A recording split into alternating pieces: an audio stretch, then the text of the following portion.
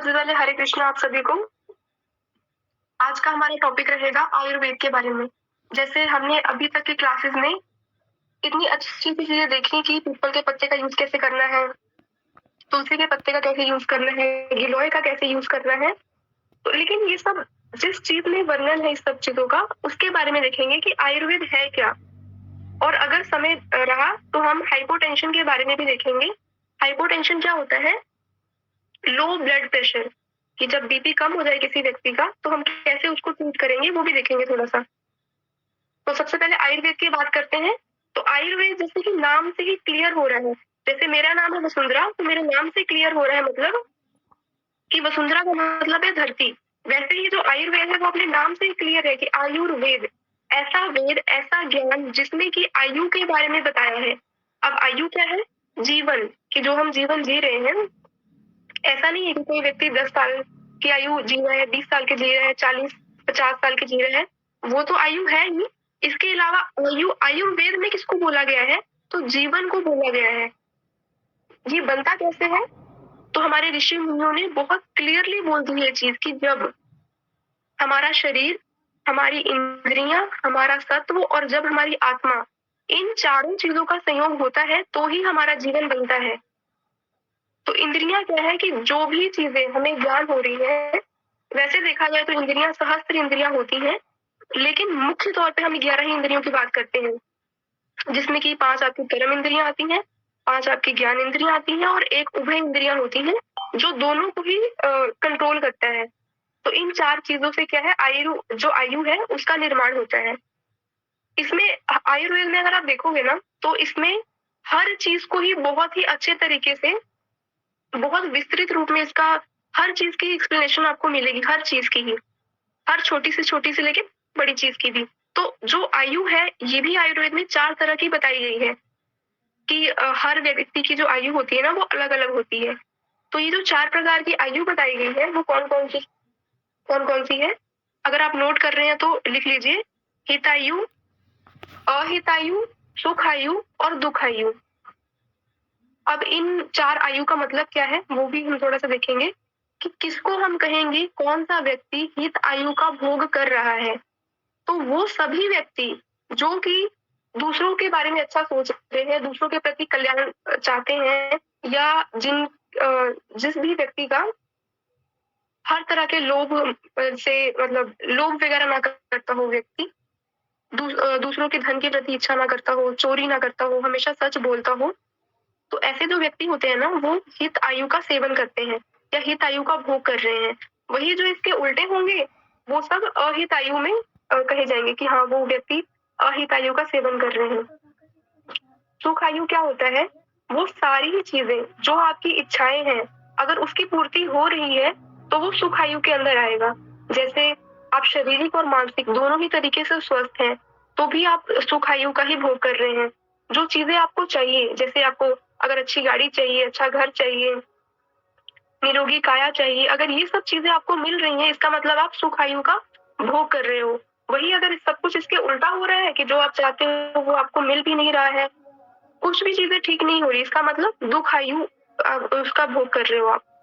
तो आयुर्वेद जो है इसमें इसका एक महत्व है कि जो तो व्यक्ति बीमार है उनको तो ये ठीक करेगा ही, बल्कि जो व्यक्ति ठीक भी है ना उनको ये उनके स्वास्थ्य को भी बनाए रखने का काम करता है, ये है आयुर्वेद। तो कैसे आप सुख आयु और हित आयु का सेवन कर सकते हो, कैसे आपको ये जो चीजें हैं वो मिलेंगी। तो ये जो भी आपको चीजें चाहिए, जैसे अच्छा घर चाहिए, अच्छी गाड़ी चाहिए, उसके लिए क्या है, आपको धन की जरूरत है। धन कैसे कमाएंगे? जब आप निरोगी होंगे।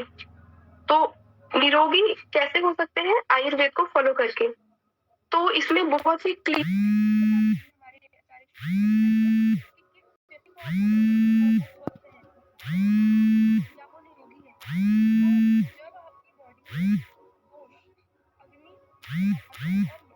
क्रिया अगर ये समान अवस्था में हो रही है तो उसको आप बोलोगे कि वो व्यक्ति स्वस्थ है। दोष का मतलब ये नहीं है बॉडी में कि दोष कमी है आपकी, मतलब कमी दोष, जैसे हम बोलते हैं ना किसी भी चीज में कोई दोष है तो हम दोष से कमी का लेते हैं। तो दोष मतलब ये नहीं है कि कमी, दोष कह सकते हो कि आयुर्वेद में जिसका दोष का वर्णन किया गया है वो है उपस्तंभ। जैसे किसी घर को बनाते हैं, किसी घर को बनाने के लिए नींव का मजबूत होना जरूरी है, वैसे ही हमारा जो शरीर है वो उपस्तंभ से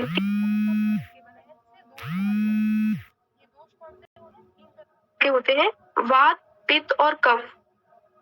इसके बाद जो अग्नि बताई गई है उसमें, अग्नि वैसे तो 13 प्रकार की बताई गई है, लेकिन आप मुख्य रूप से एक ही समझो, वैसे 13 होती है और इसको इलेबोरेट भी कर सकते हैं। जो एक अग्नि है वो है जैसे जठर अग्नि, जो भी हम खाना खा रहे हैं, खाना खाने के बाद जो हमारी बॉडी में एचसीएल, जो हमारे पेट में एचसीएल बनता है जिससे हमारा खाना पचता है, वो अग्नि है। वैसे ही 13 अग्नियां होती हैं, 7 इसमें धातु अग्नि आती है जो धातुओं का पोषण करती है, 5 इसमें भूता अग्नि आती है और एक तो हमारी जठर अग्नि है ही जो पेट में रह रही है। इसके बाद धातु है, तो 7 तरह की धातुएं होती हैं जिसका क्रम से निर्माण होता है। जैसे रस, रस के बाद रक्त बनता है, रक्त के बाद मांस, मांस के बाद मेद, मेद के बाद अस्थि, अस्थि के बाद मज्जा और मज्जा के बाद शुक्र। तो अगर आपकी पहली धातु ठीक से बनी है ना, तो ही आपकी जो लास्ट धातु शुक्र धातु है वो ठीक बनेगी। अगर रस ठीक नहीं है तो रक्त ठीक नहीं बनेगा, रक्त नहीं ठीक बन रहा है तो मांस ठीक नहीं बनेगा। वैसे ही क्रम से शुक्र तक जो चीजें हैं वो जो धातु है वो ठीक नहीं बनेंगी, और अगर ये ठीक नहीं बनेंगी तो कहीं ना कहीं आप बीमार पड़ेंगे। लास्ट इन्होंने बोला है मल क्रिया के बारे में कि अगर हर रोज डेली अगर आपकी जो मल मूत्र है इसका विसर्जन ठीक से हो रहा है तो आप स्वस्थ कहे जाओगे। वहीं अगर हम इसको थोड़ा सा मॉडर्न में, WHO का नाम आप लोगों ने सुना होगा कि वर्ल्ड हेल्थ ऑर्गेनाइजेशन, तो उन्होंने भी 1948 में ये चीज बताई है कि हम किसे स्वस्थ कहेंगे।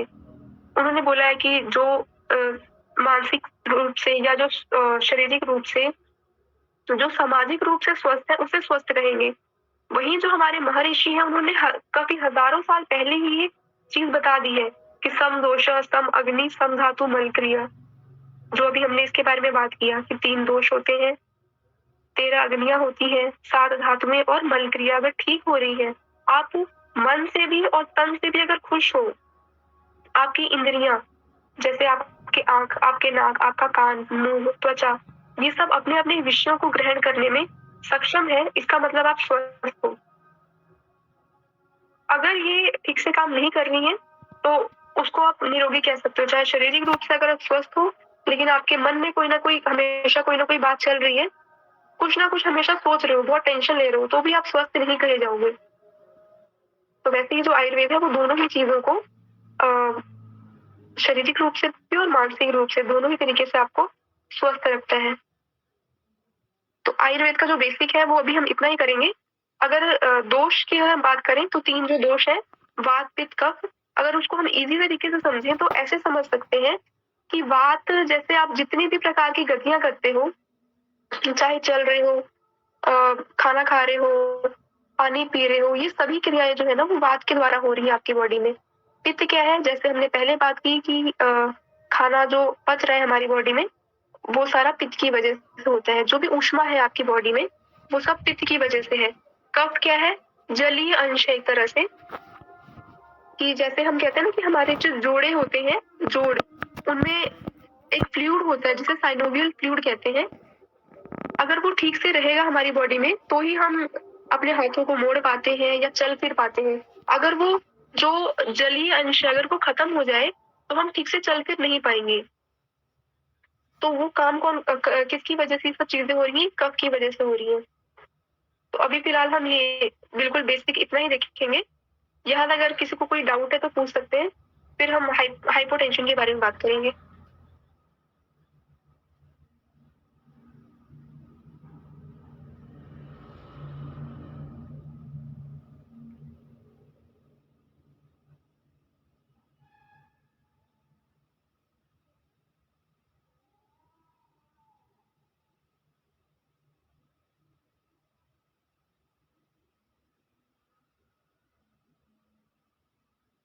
ठीक है, आगे हम हाइपोटेंशन के बारे में बात करते हैं। हाइपोटेंशन क्या होता है, बीपी का कम होना। जैसे हमारी जो धमनियाँ होती हैं, जब धमनियों में रक्त का प्रभाव बहुत तेज होता है, बहुत तेजी से अगर वो हमारे धमनियों में प्रवाहित हो, तो उसे हाइपरटेंशन कहते हैं, मतलब बीपी का बढ़ जाना। और वही अगर कम प्रवाह हो रहा है उस चीज़ का, तो इसका मतलब जो बीपी है वो कम है। तो कभी भी आप किसी भी चीज़ के लिए ट्रीटमेंट कर रहे हो ना, तो एक चीज़ का ध्यान रखना कि इसमें सिर्फ दवाइयाँ ही ज़रूरी नहीं है कि कोई बीमार है, तो हमने उसको दवाइयाँ दी और वो ठीक हो गए। इसमें बहुत सी चीज़ें निर्भर करती हैं, जैसे जिस व्यक्ति को हम दवाई दे रहे हैं, उस व्यक्ति की प्रकृति क्या है, किस समय उसको दवाई दे रहे हैं, किस देश में वो रह रहा है, कैसा वहाँ का मौसम है, इन सब चीज़ों को देख के उसका बल कैसा है, उसकी अग्नि कैसी है, ये सब देख के हम उसको किसी भी व्यक्ति को दवाई देते हैं। तो जिस भी आप बीमारी के बारे में इलाज दे रहे हो ना किसी को, थोड़ा-सा उसके बारे में कारण ज़रूर पढ़ें कि किस कारण से कोई बीमारी हो रही है और कैसे आप उसे ठीक कर सकते हो। क्योंकि जब आप कारण समझ जाते हो तो अल्टीमेटली आपको जो इसका इलाज है ना वो भी पता लग जाता है। तो जो हाइपोटेंशन मतलब जो लो ब्लड प्रेशर है, बीपी का कम होना वो किस-किस वजह से होता है? हो सकता है कि आपका जो आहार है, आहार और विहार, जैसे आयुर्वेद में इसका भी बहुत अच्छा वर्णन किया गया है कि आहार और विहार क्या होता है। आहार मतलब कि कैसा आप खाना खा रहे हो, कैसा भोजन ले रहे हो, किस समय भोजन ले रहे हो, किस तरह से ले रहे हो, आपके बैठने का तरीका क्या है जब आप खाना खा रहे हो। खाना खाते टाइम जैसे हमें आदत है कि आजकल टीवी और फ़ोन देख के खाना खाते हैं, तो वो भी कहीं न कहीं बीमारी उत्पन्न करता है। तो ये सारी चीज़ें आएँगी कि आहार कैसा ले रहे हो और विहार मतलब कि कैसे रह रहे हो आप। आपका आचरण क्या है लोगों के प्रति। तो वो भी आएँगी और आप अपनी बॉडी के साथ कैसे रह रहे हो, वो भी चीज़ें निर्भर करती हैं। तो आहार और विहार अगर आपका ठीक रहेगा, तो कोई भी बीमारी नहीं आएँगी। अगर हम लो ब्लड प्रेशर की बात करें, तो हो सकता है कि आपका जो भोजन है, वो ठीक ना हो। एक ही तरह का भोजन ले रहे हो, जैसे आयुर्वेद में बोला है कि जो 6 प्रकार के रस बताए गए हैं ना, मधुर, अम्ल, लवण, कटु, तिक्त, कषाय। तो ये जो 6 प्रकार के रस बताए गए हैं, अगर ये रस इन रसों से युक्त भोजन ले रहे हैं हम, तो हम बीमार नहीं होंगे कभी भी। अगर कोई व्यक्ति एक ही तरह का भोजन ले रहा है, जैसे अगर उसको नमकीन पसंद है, तो वो नमकीन ही खा रहा है। अगर किसी को तीखा पसंद है, वो तीखा ही खा रहा है, तो कहीं न कहीं बीमारियाँ आएँगी। दूसरी चीज़ है लो ब्लड प्रेशर होने का कि आप सोचते बहुत ज़्यादा हो, बहुत ज़्यादा आपको टेंशन है, बार-बार किसी चीज़ को सोच रहे हो, उसकी वजह से होगा। या हो सकता है कि कहीं न कहीं आपके ना बॉडी में ब्लीडिंग हो रही हो, कहीं से रक्त का स्राव हो रहा हो, उस वजह से हो सकता है। हो सकता है विटामिन डी या विटामिन सी की कमी हो आपकी बॉडी में, इस वजह से हो सकता है। या किसी भी तरह से डिहाइड्रेशन हो गया हो, जैसे धूप में आप बहुत चल रहे हो, बहुत ज़्यादा ऐसा काम कर रहे हो, पानी बहुत कम पी रहे हो, तो उसकी वजह से भी लो ब्लड प्रेशर हो सकता है। एक इसका मुख्य कारण है कि आप कोई काम कर ही नहीं रहे हो, हमेशा आलसी की तरह पड़े हो, मतलब कोई फिजिकल एक्टिविटी है ही नहीं, उसकी वजह से भी आपको लो ब्लड प्रेशर हो सकता है। और कुछ इसमें ना हार्मोनल चेंजेस भी होते हैं, उसकी वजह से भी आपको ये दिक्कत आ सकती है।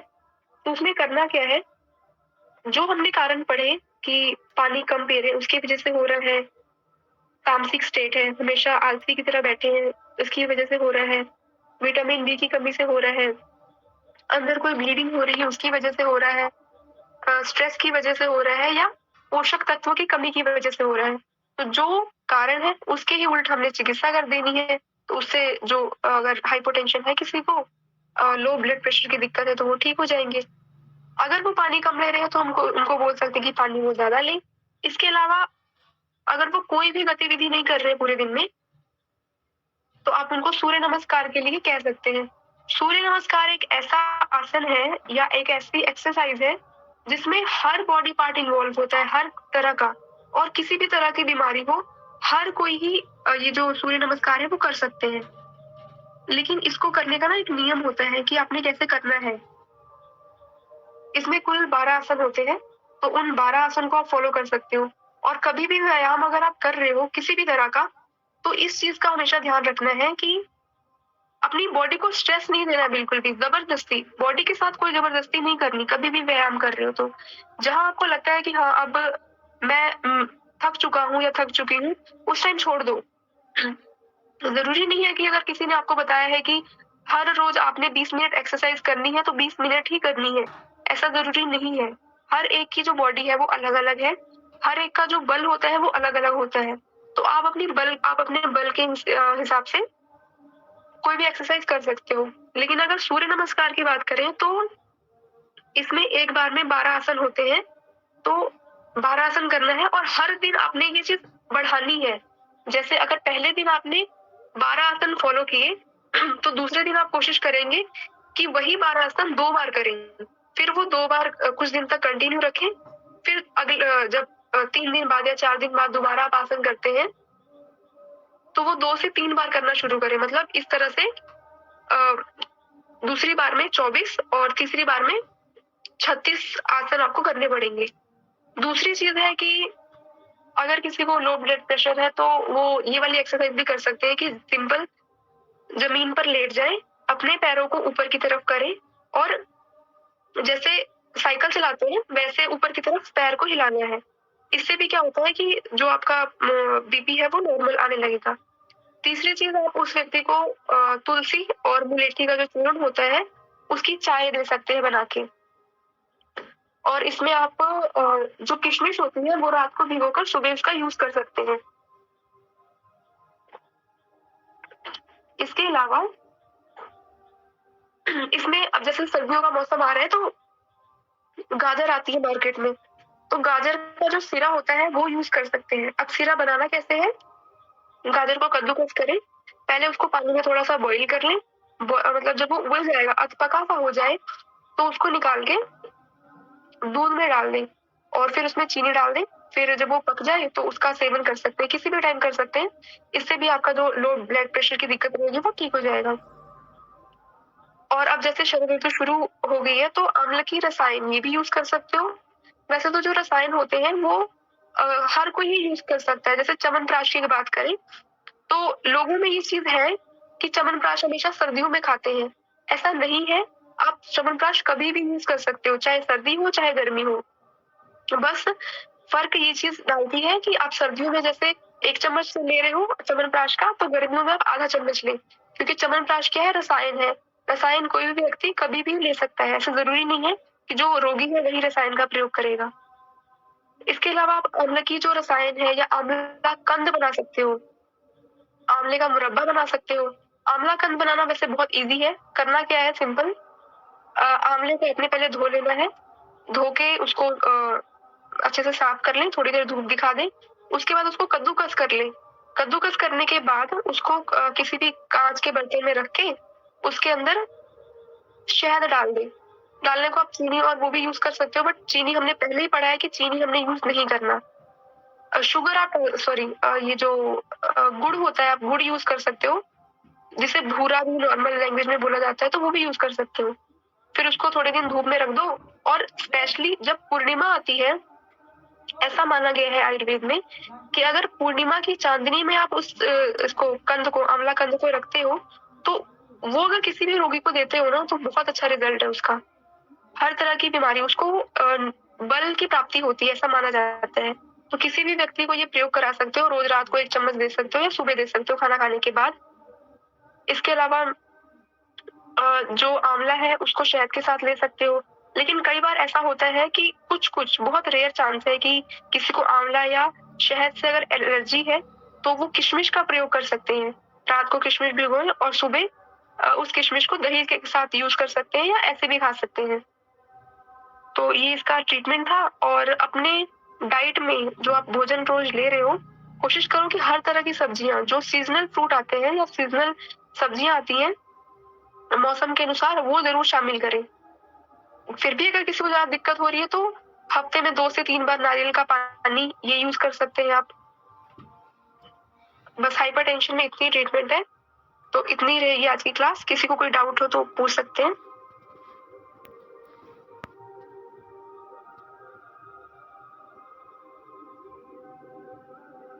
जी सर, आप जगेश्वर जी पूछ सकते हो अगर आपको कोई डाउट है तो। जी हरे कृष्णा, बहुत सुंदर क्लास रहा। हरे कृष्ण। पूछ रहे थे कि हाँ जी।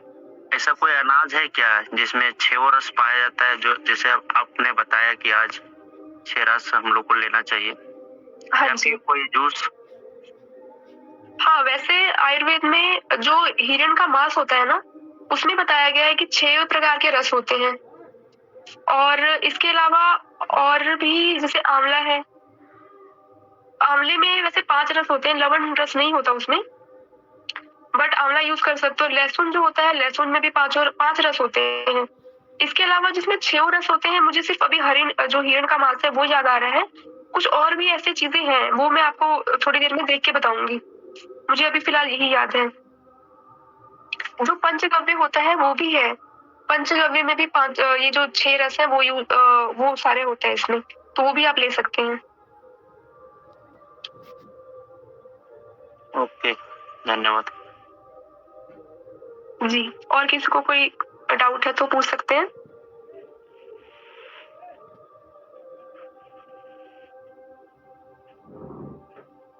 हरे कृष्ण मैम। हाँ जी, हरे कृष्णा। तो ये बोल रहा है कि जैसे हिरन का मांस का सेवन कैसे करेगा कोई, अगर जो नहीं करना है तो? हाँ, बिल्कुल, जिन्होंने यूज़ नहीं करना, और भी चीज़ें हैं, जैसे आंवला मैंने बताया कि आंवला का जो कंद है आप वो यूज़ कर सकते हो।